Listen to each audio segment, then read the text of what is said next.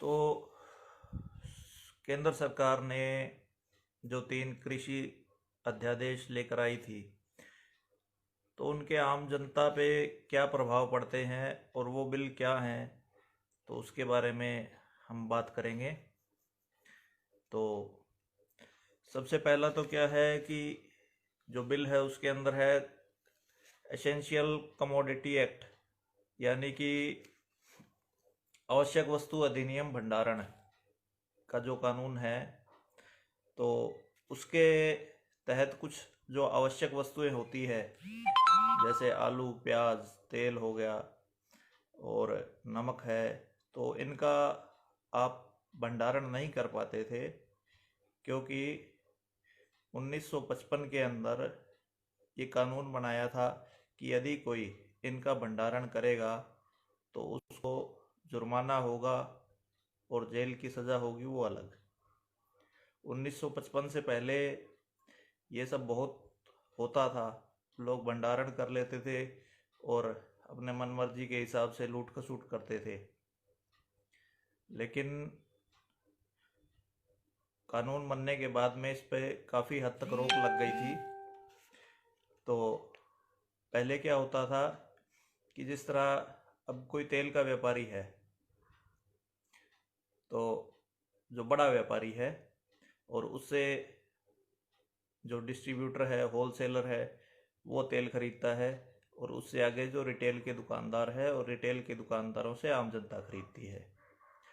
लेकिन जो बड़ा व्यापारी था, वो अगर ये कानून ना होता तो वो पहले क्या करता था कि उसका भंडारण कर लेता था और फिर अपने मन मर्जी के रेट के ऊपर वो बेचता था। तो उनको रोकने के लिए एक्ट बनाया गया था कि आप भंडारण नहीं कर सकते हो एक तय सीमा से ज़्यादा। लेकिन अब ये कानून सरकार ने ख़त्म कर दिया है, यानी अब जो व्यापारी है उनको पूरी छूट मिल गई है कि वो जितना मर्जी चाहें काला बाजारी कर सकते हैं, जितना मर्जी चाहे अपने पास इकट्ठा कर सकते हैं। अभी अगर एक कोई व्यापारी है, सिंपल सा आप लगा लीजिए कि सरसों के तेल का व्यापारी ही है, तो अभी रेट 120 रुपये किलो है, लेकिन अगर उसको भंडार करने की छूट मिल गई तो वो अपने पास बहुत बड़ा भंडार इकट्ठा कर लेगा। हालांकि उसके पास है, लेकिन वो बाज़ार में जो उसके पास से जो होलसेलर हैं या जो डिस्ट्रीब्यूटर वगैरह हैं, वो अगर ख़रीदने जाएंगे तो उनको वो मना कर देगा, कहेगा मेरे पास तेल नहीं है। तो आम जनता क्या कर लेगी? कुछ नहीं कर पाएगी, उन तक तेल पहुंचेगा ही नहीं। हालांकि उस बड़े व्यापारी के गोदामों में पड़ा है, लेकिन अब उसको कोई रोकने टोकने वाला नहीं रहेगा। तो अगर उसका रेट 120 रुपये है तो वो 400-500 रुपये किलो तक वो बेचेगा आराम से। और अब उसके ऊपर ना तो कोई सज़ा का प्रावधान है और ना ही कोई जुर्माने का प्रावधान है। तो अब क्या होगा कि सिर्फ इसका भंडारण आदमी कब नहीं कर सकता है, सिर्फ 2 परिस्थितियों को छोड़कर इसका भंडारण किया जा सकता है कब भी। अगर युद्ध का टाइम हो, दूसरा आपदा का। तो युद्ध अभी किसी देश का कहीं हो नहीं रहा, आपदा कोई देश के अंदर है नहीं और ना ही जल्दी सी आती। तो इस स्थिति में क्या है कि व्यापारी अपने पास पूरा भंडारण रखेगा और अपने मन मर्जी रेट के ऊपर बेचेगा, कृत्रिम उसकी किल्लत दिखाकर। जिस तरह की आम तौर पे प्याज के रेटों के अंदर देखने को मिलती है, जिस तरह अभी इस साल के स्टार्टिंग के अंदर ही प्याज के रेट 100 रुपये से ऊपर चले गए थे, तो वो इसी का कारण था कि काला बाजारी थी और व्यापारियों ने अपना स्टॉक इकट्ठा कर लिया। और आगे इसके अंदर यूं ही व्यापारी है वो मालो माल होता जाएगा और जो किसान है उसको मार पड़ेगी और जो आम जनता है उसके ऊपर मार पड़ेगी। और क्योंकि अब तो उनको छूट मिल गई है, ठीक है। तो उसके बाद में दूसरी बात यह है कि पता नहीं था भी सरकार को ऐसी क्या इमरजेंसी थी, क्या ज़रूरत थी कि इस कोरोना काल के अंदर ये बिल लाए गए। क्योंकि सरकार ने शायद सोचा होगा भी अभी कोरोना का समय चल रहा है, तो चोरी छिपे ये अध्यादेश ले आए, राष्ट्रपति से साइन करवा के, और इनको कानून का रूप दे दिया जाएगा और जनता डर के मारे विरोध नहीं कर पाएगी। लेकिन उनको पता नहीं था कि ये किसान जो पहले से ही मरा हुआ है वो डरेगा नहीं, वो हर हर बात के लिए आपके खिलाफ आएगा और विरोध पर बैठेगा, डटकर आपका मुकाबला करेगा। तो सरकार तो पहले ही चाहती थी भी कैसे न कैसे करके जो कृषि खरीद है इससे अपना पल्ला छुड़ाया जाए। और दूसरी बात, किसान ना तो कोई गोदाम बना सकता और ना ही कोई कोल्ड स्टोरेज बना सकता, उसको तो अपना सामान हर हाल में बेचना ही बेचना होता है। तो इस जो कानून है उसका लाभ केवल और केवल व्यापारियों को मिलेगा, क्योंकि किसान भंडारण नहीं कर सकता। दूसरी बात है कि व्यापारी किसान से औने पौने दाम के ऊपर फसल खरीदेगा और सारे साल उसको ऊंचे रेट पे बेचेगा, और जैसे ही किसान के खेत के अंदर फसल तैयार होगी वो अपने गोदामों का मुंह खोल देगा और जो फसल का रेट है उसको बिल्कुल नीचे गिरा देगा कि किसान का बेचारे का जो खर्चा किया गया है उस फसल को तैयार करने में, वो खर्चा भी पूरा नहीं हो पाएगा और किसान बेचारा ऐन पैनी में लग जाएगा और कर्जे में और बुरी तरह से डूब जाएगा। और दूसरी बात, इससे सिर्फ और सिर्फ व्यापारियों का ही फायदा होगा, किसान का फायदा नहीं होगा। और दूसरा इसके अंडर आता है कॉन्ट्रैक्ट फार्मिंग। अब सरकार कहती है कि बड़ी बड़ी कंपनियां हैं वो किसानों से सीधा कॉन्ट्रैक्ट फार्मिंग कर पाएगी और किसानों को फ़ायदा होगा कि उनको भाव अच्छा मिलेगा। तो आज से कुछ साल पहले लेज़ ने, जो लेज़ है ना, लेज़ चिप्स बनाती है, उसने कंपनी ने पंजाब के अंदर आलू के जो किसान थे उनके साथ कॉन्ट्रैक्ट किया था। स्टार्टिंग में 1-2 साल तो उन्होंने आलू खरीदा बढ़िया रेट पे, लेकिन उसके बाद में उन्होंने उनके आलू की ऐसी तैसी कर दी रेट की बिल्कुल, और आलू खरीदना बंद कर दिया। उन्होंने बहाने क्या लगाए कि आलू लाल होना चाहिए, कभी कहते इसका साइज़ इतना होना चाहिए, इससे बड़ा आलू हम नहीं खरीदेंगे। तो कॉन्ट्रैक्ट फार्मिंग का एक उदाहरण पंजाब के किसान देख चुके हैं। दूसरा, आज से कुछ साल पहले ईमू फार्मिंग का प्रचलन बढ़ा था। तो जो ईमू फार्मिंग हुआ था उसके अंदर कंपनियों ने किसानों से कॉन्ट्रैक्ट किए थे कि आपसे ईमू का इतने का खरीदेंगे, इतने का अंडा खरीदेंगे। ना तो बेचारे किसानों से ईमू खरीदा, ना खरीदा गया ईमू का अंडा, और वो ईमू सड़कों के ऊपर इधर उधर घूमते रहते थे, कोई बेचारों को लेने वाला नहीं था। और दूसरी बात कि कई लोग सोचते हैं कि कोर्ट में चले जाएंगे अगर कंपनियां नहीं लेगी तो भाई साहब कोर्ट में आप नहीं जा सकते, कोर्ट में जाने का हक आपसे छीन लिया गया है। इसी बात का सारा मुद्दा है। और ऐसे ही रैबिट फार्मिंग के दौरान कंपनियों से कॉन्ट्रैक्ट होते थे। अगर किसी ने कोई आलू का किसान देखा हो करोड़पति बना हुआ, अगर किसी ने ईमू फार्मिंग का किसान देखा है करोड़पति बना हुआ, या अगर किसी ने रैबिट फार्मिंग का किसान देखा है करोड़पति बना हुआ, तो वो बताए। मुझे तो आज तक कोई दिखाई नहीं दिया ऐसा किसान। दूसरी बात, भी बहुत से लोग कहते हैं, और खासकर जो अंधभक्त हैं, अंधभक्त मतलब कि अंधभक्त, समझ गए होंगे आप, जो बीजेपी वाले हैं, चमचे नहीं, अंधभक्त। तो अंधभक्त है ना, वो कहते हैं कि विरोध केवल हरियाणा और पंजाब के अंदर ही क्यों हो रहा है, क्या किसान सिर्फ हरियाणा व पंजाब के अंदर ही हैं, बाकी देश के अंदर क्यों नहीं है? तो इसका मैं आज आपको जवाब दे देता हूँ कि जो विरोध है वो हरियाणा पंजाब में इसलिए है क्योंकि हरियाणा व पंजाब के अंदर ही मंडी सिस्टम है, उसके अलावा मंडी सिस्टम और कहीं नहीं है। और दूसरी बात,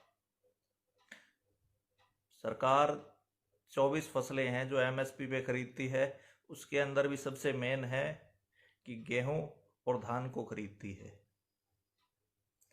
और पूरे देश का 40% गेहूं हरियाणा पंजाब से जाता है।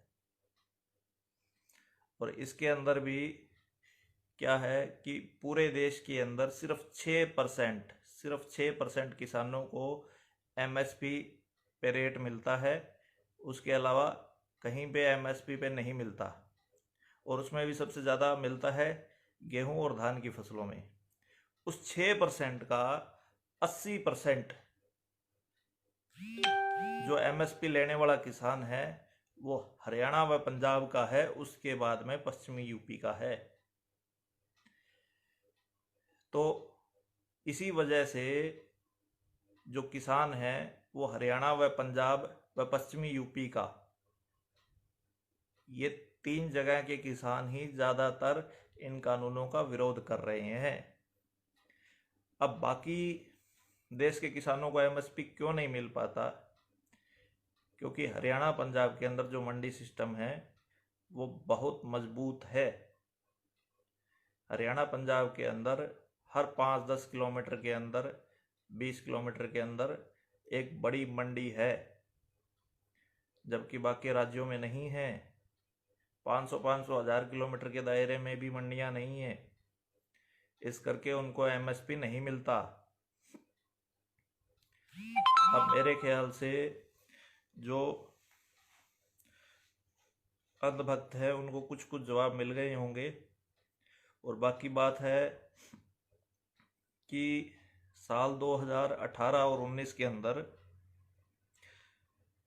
लगभग जो हरियाणा के किसान थे उनकी 80% गेहूं एमएसपी पे बिकी थी, और पंजाब के किसानों की 73% किसानों की गेहूं एमएसपी पे बिकी थी। और एमएसपी पे बिकने के बावजूद किसान की हालत बहुत दयनीय है।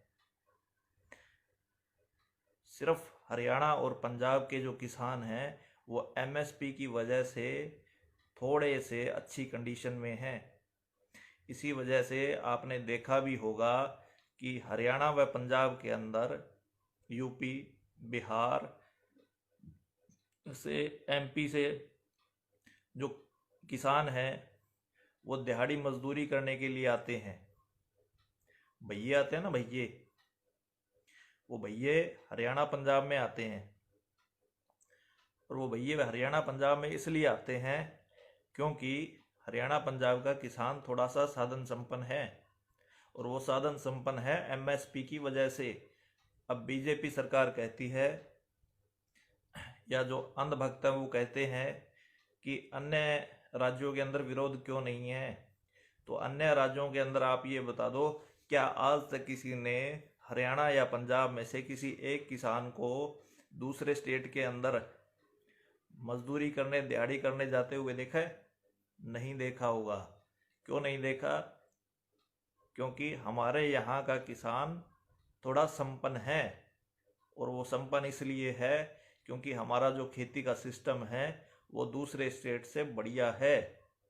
और बढ़िया इसलिए है क्योंकि हमारे को एमएसपी मिलता है। तो अब कोई भाई यूं मत कहना कि हरियाणा पंजाब के अंदर विरोध क्यों कर रहे हैं किसान, क्या बाकी राज्यों के अंदर किसान नहीं है? क्योंकि बाकी राज्यों के अंदर उनको ये पता ही नहीं है कि एमएसपी होता क्या है, तो वो बेचारे विरोध क्या करेंगे जिनको पता ही नहीं है कि उनसे क्या छीना जा रहा है, क्या उनको दिया जा रहा है। तो अगर किसी भाई के कोई और बात रह गई है वो पूछ सकता है। क्योंकि बार बार जवाब नहीं दे सकता इंसान किसी को। और बाकी जो अंधभक्त हैं वो हमारे किसानों को खालिस्तानी कहना, देशद्रोही कहना छोड़ दो। कसम से पाप लगेगा तुम्हारे को। क्योंकि आज जो किसान ये बेचारा रो रहा है ना, जिसको रुलाने में सरकार तो थी ही थी और तुम लोग भी पीछे पड़ गए, तो बद्दुआ बहुत लगेगी उस किसान की।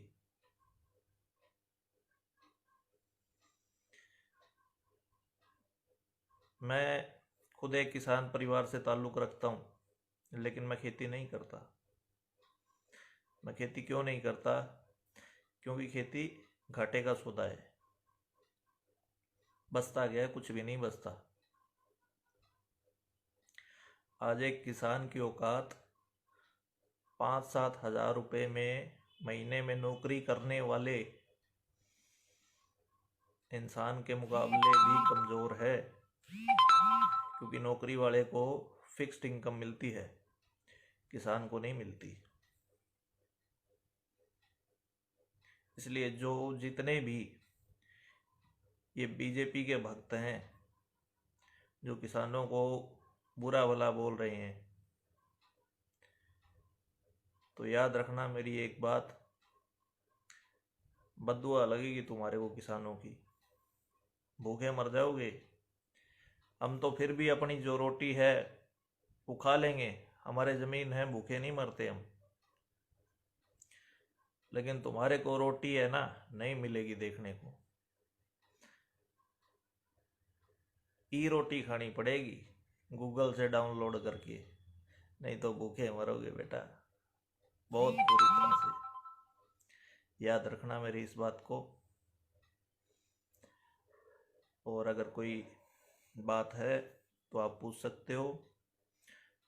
आज का प्रोग्राम सिर्फ इतना ही था। और दूसरी बात, मेरे जो किसान भाई हैं उनसे कहना चाहूँगा मैं कि भाइयों, सरकार आपके ऊपर गिद्ध दृष्टि डाल के बैठी है। वो इस ताक में है कि आप कोई गलती करो और उन्हें आपके ऊपर बरसने का, आपको बदनाम करने का बस एक बहाना चाहिए। और बहुत जल्द हो सकता है आपके ऊपर बल का प्रयोग भी किया जाए, क्योंकि दिल्ली सरकार ने 2000 नए आंसू गैस के गोलों का ऑर्डर दिया है। तो देखते हैं जो होगा। बाकी अगर दिल्ली सरकार, मोदी सरकार ये सोचती है कि इन आंसू गैस के गोलों से, पानी की बौछारों से, मिट्टी से, बैरिकेड से तुम किसान को दबा लोगे, तो बहुत बड़ी गलती में हो साहब। नहीं दबेगा ये किसान, नहीं दबेगा। ये इसके ना यहाँ तक आ जाती है ना, यहाँ तक जब आया ही उठ के, इतनी जल्दी नहीं जाएगा। आप अपना बंदोबस्त कर लो, दम घोट देगा ये किसान। पहले तो धुआं धुआं पराली का आता था ना, अब धुआं पैदा करने वाला भी आ गया तुम्हारे पास, और तुम्हारी तसल्ली करवा के ही जाएगा। जय हिंद, जय राम जी की। अगर कोई बात याद आई बाद में तो फिर कभी लाइव आएंगे। हाँ, इस वीडियो को शेयर ज़रूर कर देना अपने जितने भी किसान भाई हैं उनके बीच में, और जो सरकार के नुमाइंदे हैं और जो अंधभक्त हैं उन तक ज़रूर ये वीडियो पहुंचा देना। जय राम जी की। फिर मिलेंगे। Bye bye.